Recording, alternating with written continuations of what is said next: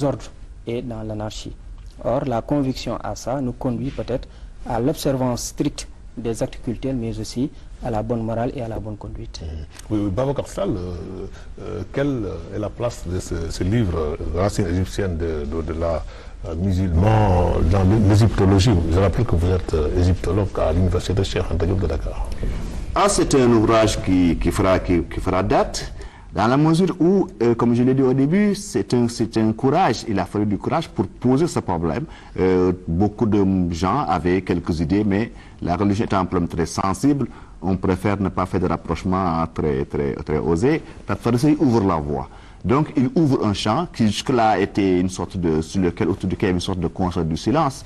Il ouvre la voie et donc il ouvre le débat, il démocratise un débat. Ça, c'est le premier aspect de cet ouvrage. Ensuite, il faut quand même regarder, l'auteur a montré comment on fait la méthode. Et c'est ça, c'est important. Quelle est cette méthode? Sa démarche, lorsqu'on regarde chapitre par chapitre, c'est d'abord de prendre un certain nombre de thèmes, la mort, la résurrection, le culte de la vie, etc., la justice, et donc il a répété les thèmes, et il regarde tous les passages, beaucoup de passages du Coran, pas tout, beaucoup de passages du Coran qui sont centrés sur ce thème. Et il regarde à côté beaucoup de passages extraits des textes égyptiens qui sont centrés sur ce thème. Et il va voir par-ci par-là que parfois c'est la forme textuelle est très proche, ou sinon parfois le contenu est assez proche, parfois idem. Il ne l'a pas cité là, mais c'est en sourdine. Quand il prend la stèle, le texte de Payet, qui dit donc les Couchites, les populations de l'actuel Soudan vont faire la conquête de l'Égypte, nous sommes au milieu du 8e siècle avant Jésus-Christ, et l'armée couchite donc s'ébranle pour aller conquérir l'Égypte. Et à ce moment-là, lorsque l'armée est prête, le roi, le chef, le souverain couchite leur dit, lorsque vous arriverez à Thèbes, qui est de la Mecque ou de Rome, de l'Algérie égyptienne, lorsque vous arrivez à Thèbes, enlevez vos chaussures, défendez vos arcs, défaites-vous de vos arcs, soyez polis, que personne ne lève la voix. Et il termine en disant, il n'y a pas de puissant en dehors de lui, c'est Dieu. Ça, on peut trouver textuellement des choses semblables dans le Coran. Je ne sais pas le Coran par cœur pour vous donner des éléments de cette forme-là. Donc, au niveau méthodologique, c'est un élément important. Il ouvre la voie sur un débat, sur un sujet qui peut être considéré comme tabou, que l'on craignait. Lui, il ouvre le débat. Il y a certes quelques éléments qui ont été déjà annoncés par Al-Asyuti. On a beaucoup discuté au niveau des universitaires. Est-ce que la philosophie, est-ce que les mathématiques étaient nées en Égypte ou en Grèce? Mais est-ce que la religion elle-même est partie là? Peu de gens ont osé se faire. Donc, il ouvre à ce niveau-là. Et le deuxième aspect, c'est qu'il montre très bien, surtout quand on conclut vers la page 140-141, que dans la démarche des anciens égyptiens, il y a l'idée d'un principe régulateur du monde.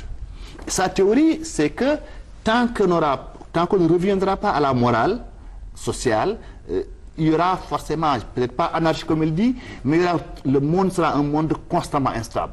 L'humanité sera une quête perpétuelle d'un devenir qu'elle ne peut pas atteindre parce qu'il manque quelque chose à la base.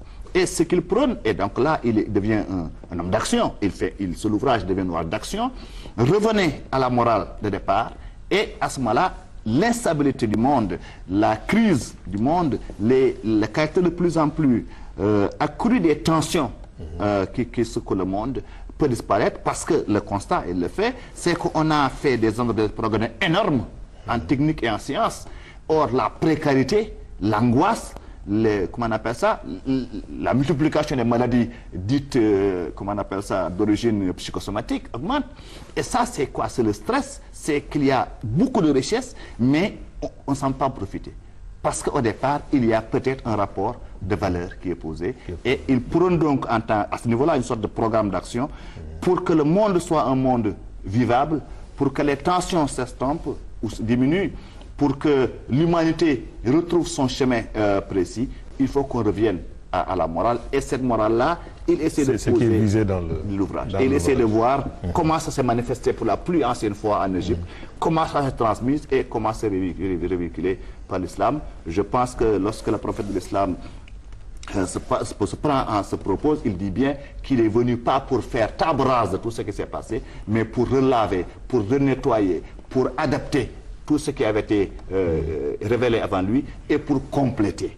En cela, donc, il complète, je crois, à ce titre de Khatim al-Nabiyyin, Imam al-Mursalin. Et donc, voilà, de ce point de vue-là, le Touvra Mohamed de mon collègue Pape Farisei est une version pour tout le monde de cet élément-là, qui est fondamentalement théologique, mais domaine dans lequel tout le monde n'est pas versé. C'est donc un ouvrage fondamental, je crois.